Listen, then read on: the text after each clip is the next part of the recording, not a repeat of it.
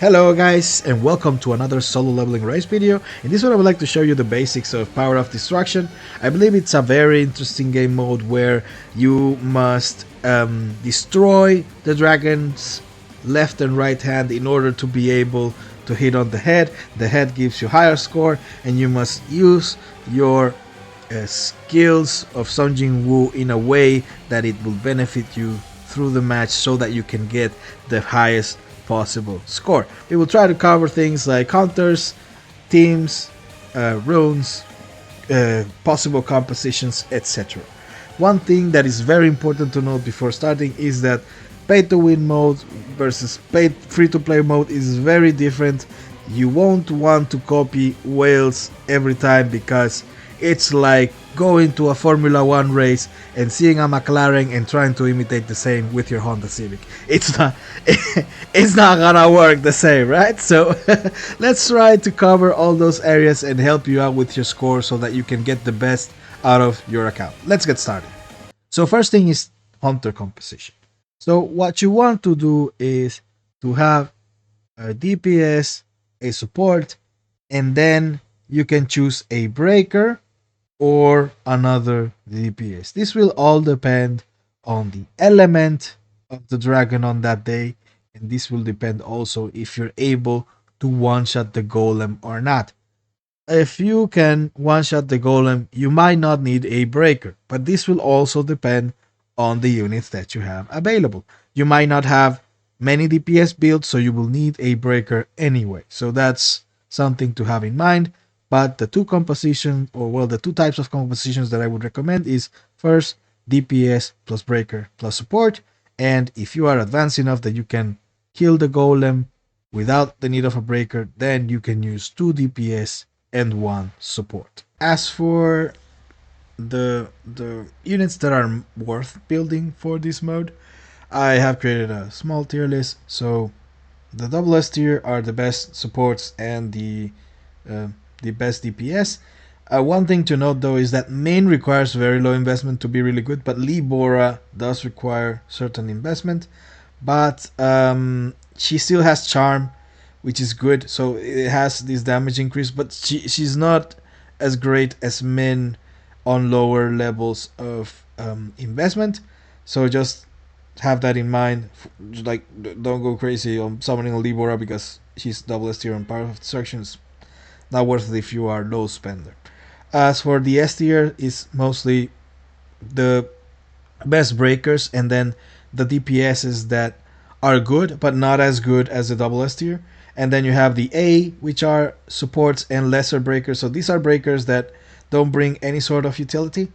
Like for example, Lim is okay as a breaker, but he's not great. And then you have Jinchul. Jinchul is okay, but he's not. He doesn't bring a lot of utility to the team, unlike Seo and Emma or Bike, which are great at giving utility as well. And then we have two supports which are quite good in case you don't have Main or Libora, and they are Lijo, He, and Park.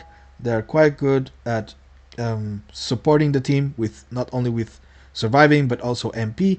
This is for in the case of Lijo He, and then in the case of Park, she gives power gauge to the team, which is good. But you need Park at A3. Just have that in mind.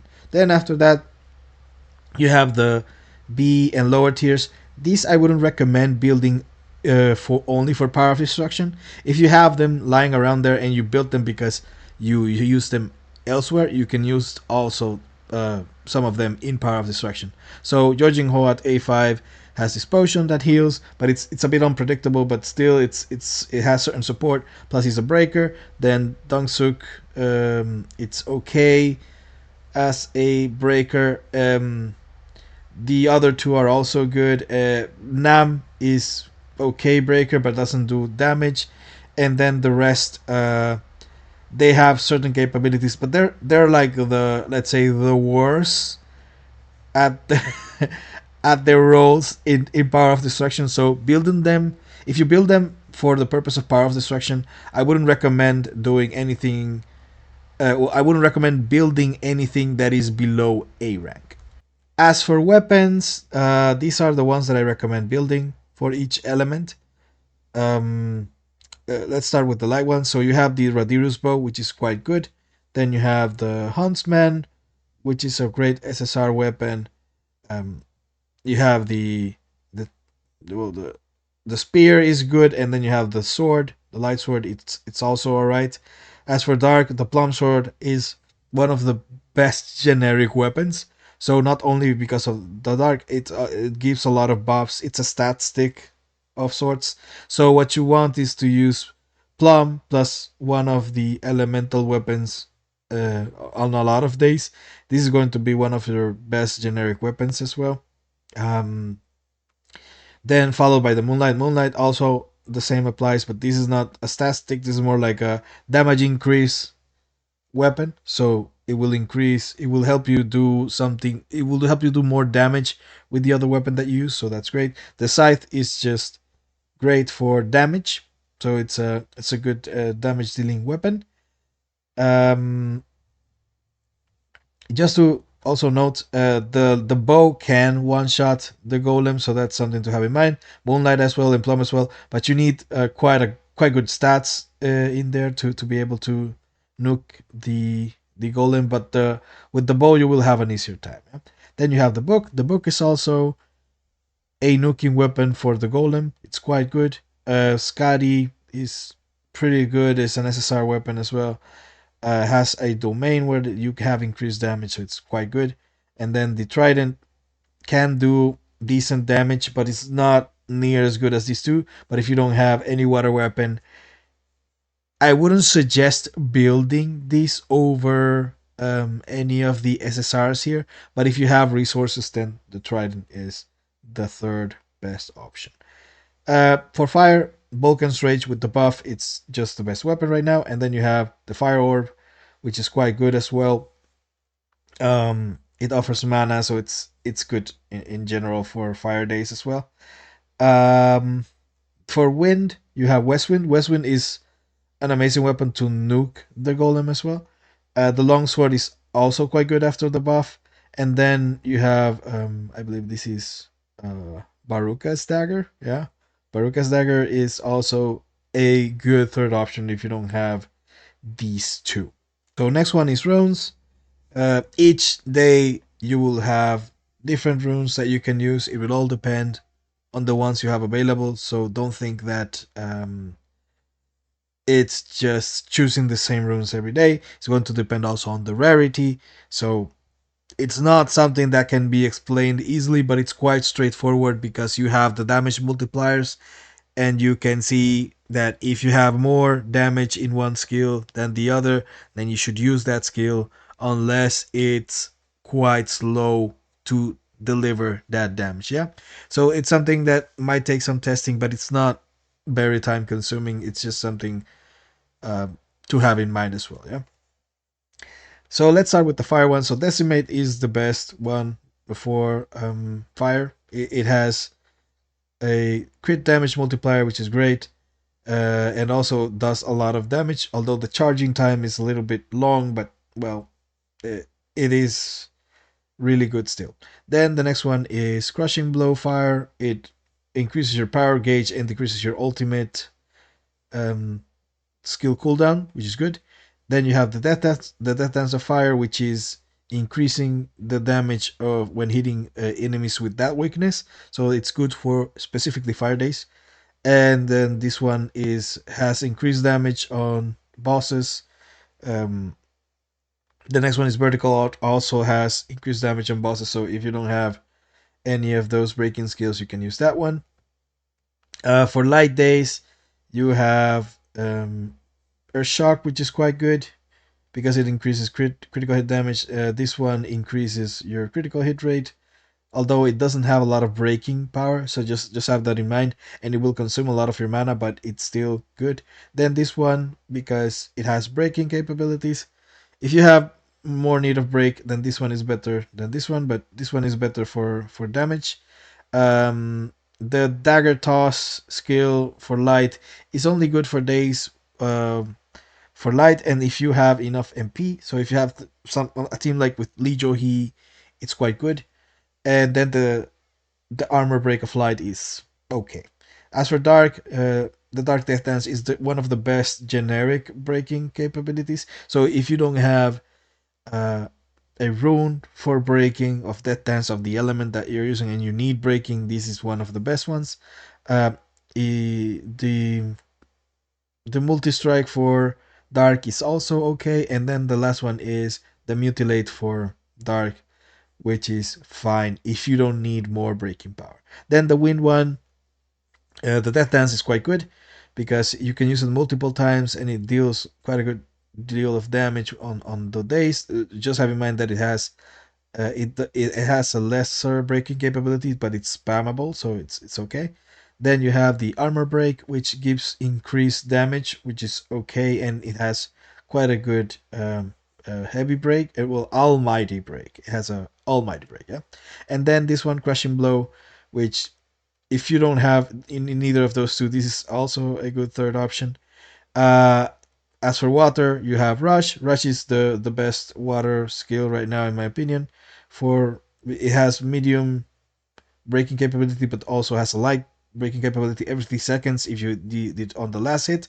But this is only for the golem, so it's not gonna be very beneficial. But still, it's a good DPS skill.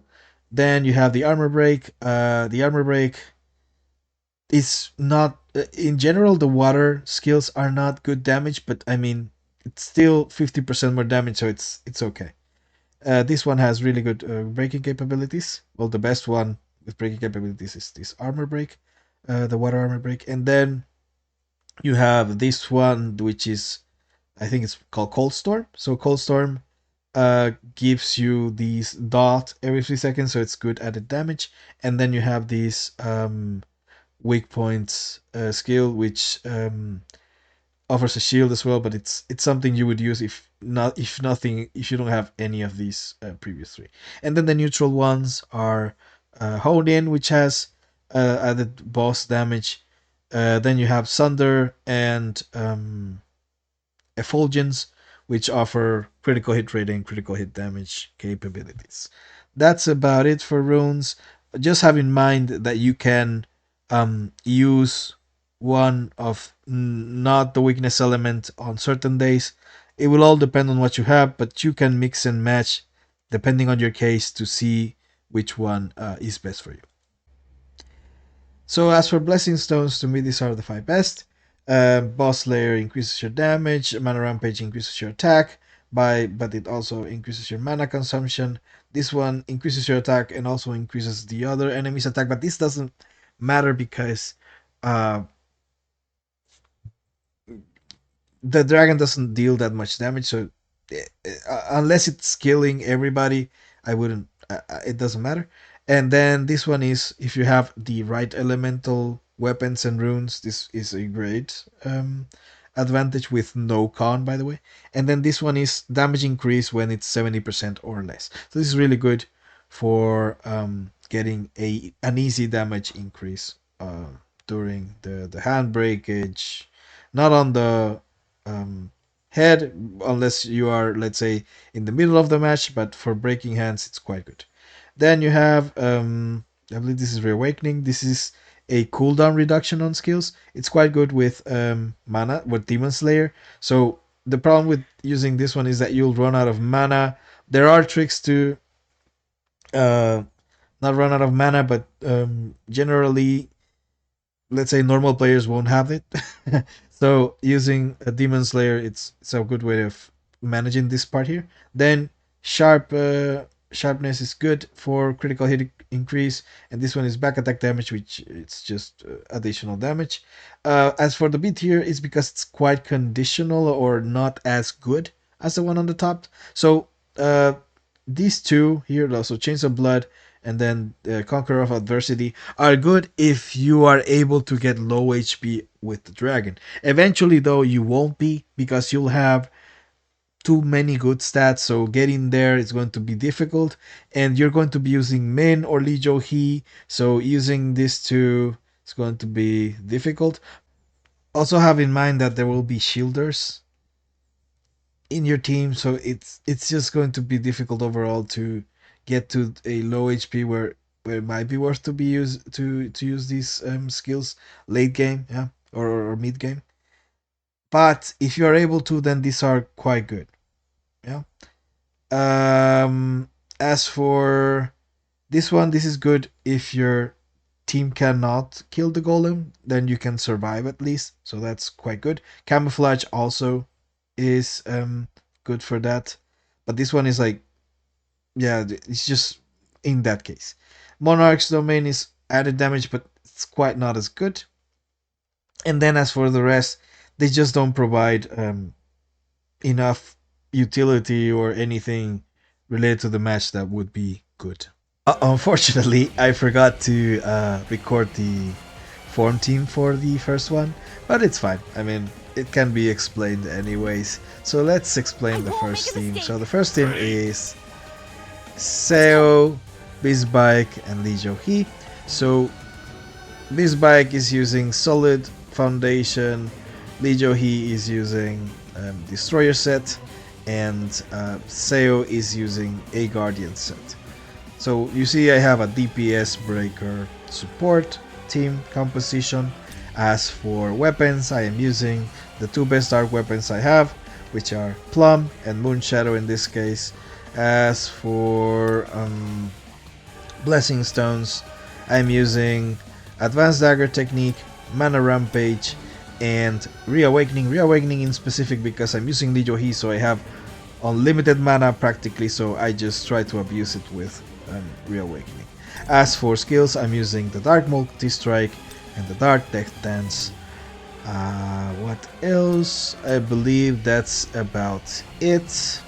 I'm using Igris as the Shadow Authority because I want to crit more so that I can do more damage. And yeah, that's about it for the team section for the first team. Let's see the run.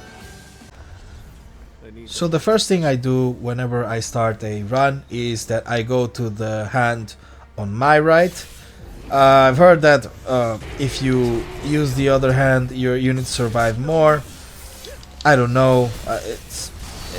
I've tested it and it doesn't seem to work that way, but maybe it works for you. Anyways, the first thing I do while using this specific set of weapons is to do Plum Sword and then do the other weapon. This is something very generic for Plum +1 weapons. And on the second weapon is Moon Shadow, so after using Moon Shadow you have a lapse of time where you have this increased damage, so that's where I use my basic skills usually. So when I use Death Dance and Multi-Strike, it's usually within one of those effects. Yeah. Now we're at the part of the Fireball. On the Fireball you just have to dodge 3 times, and then the last one you just do Extreme Evasion on it. That's about it. Nothing complicated. You don't need nothing in specific there. You just need to get used to it. And then there you go. I break the first hand.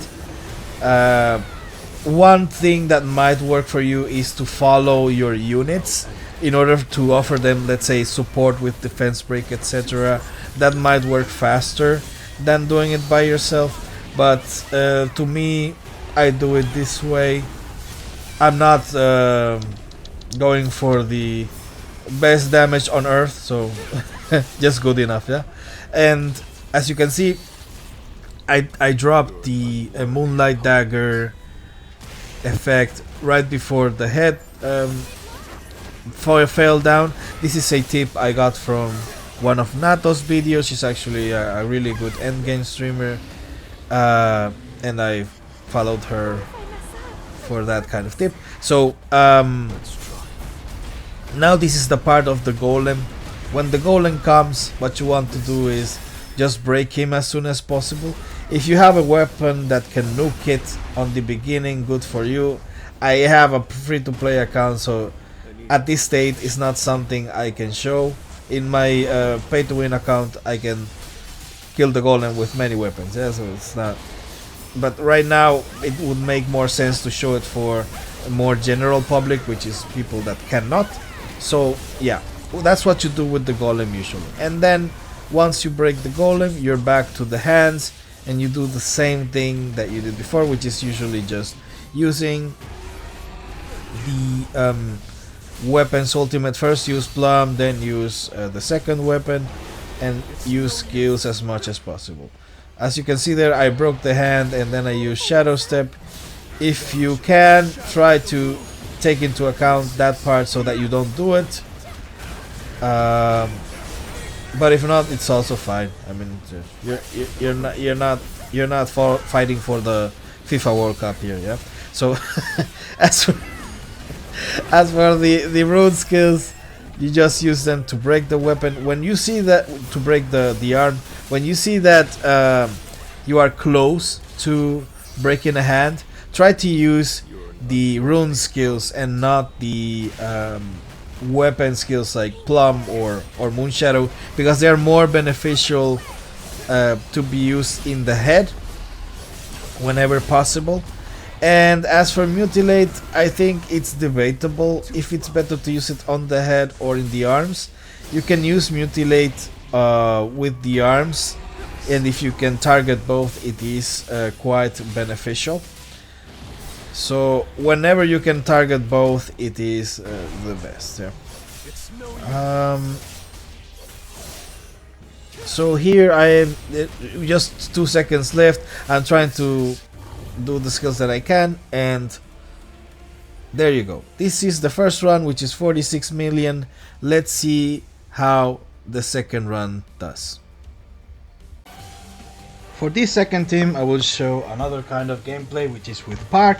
So in case you have Park A3 and you don't have let's say a decent breaker, you can use her as a replacement of the breaker, because she will give you enough mutilates to have one additional to kill the golem. So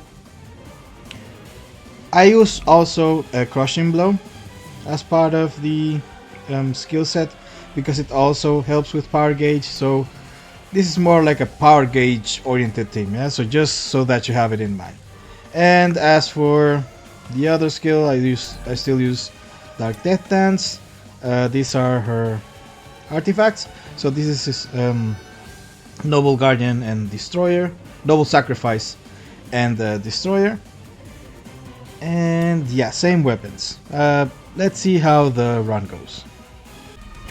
So on this second run, I will focus more on explaining Mutilate. So in this match, we will do more Mutilates than usual. I will explain to you how to do it in a way that you will get the most out of your damage. As you can see, I just Shadow Step there and then summon my shadows. Reason why I do it after the defense decrease is because when he does a movement, he doesn't do movements for a while, so it's better to do it after the movement, so that your shadows don't get interrupted and so on. Well, at least for a little bit. The Mutilate, how I did it in this case was that I did target into the other hand, so not the hand I'm hitting, the other one, and then did Mutilate. This is how you can get the most damage out of Mutilate. Just have that in mind for when you Mutilate, regardless of the team scenario. And then now it's just using my skills normally.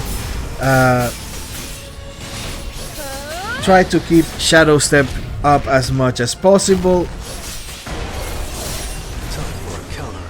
Take advantage of these kinds of movements. So for example, if he does it in two areas, try to extreme evasion towards one area.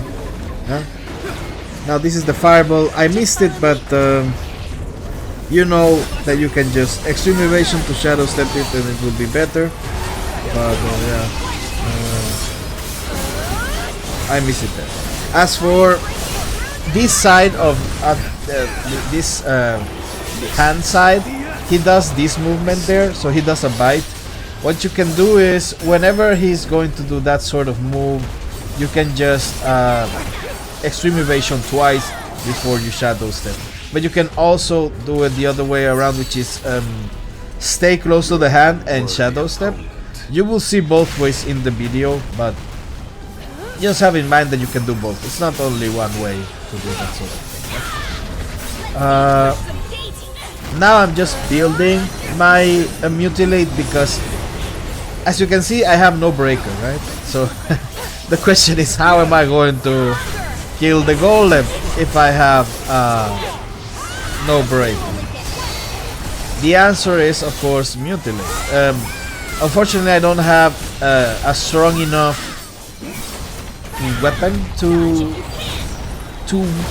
nuke the golem with one shot, so I'm going to use mutilate, because mutilate is the only way I have to the only way I can kill the golem. So now here the golem comes. I have the mutilate. You see that the stone drops. As soon as you see the golem appear, just hit the mutilate button and you will be able to kill the golem before he gets the break bar. Yeah, and after that, yeah, just wait for the dragon to be back. Here I was trying to see if hitting the rocks would increase my expert attack buff, but no, that doesn't work. Then yeah, it's just the rest of the match after this. So mainly it's first thing he does is he increases his attack. Second thing he does is he summons the golem, and then third thing is just finishing the match. There is nothing special after summoning the golem, and that is usually the part. Oh no, sorry. First is fireball. Yeah, so the fireball that you can extreme evasion, the last one. Then it's increasing his attack.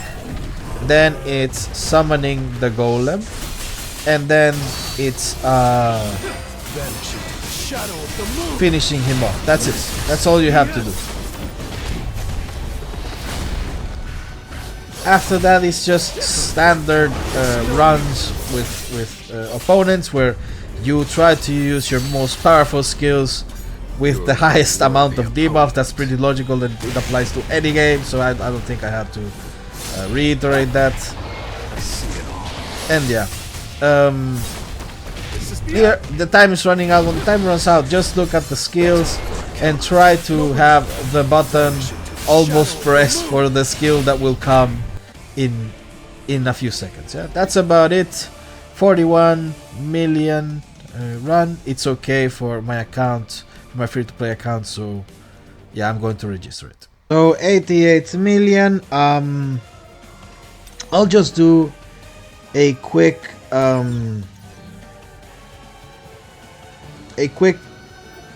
show of the artifact skills and stats for each unit. Yeah, just so that you have a reference. You can feel free to pause the video, because I'm not going to explain why the stats are there, why the skills are there, whatever.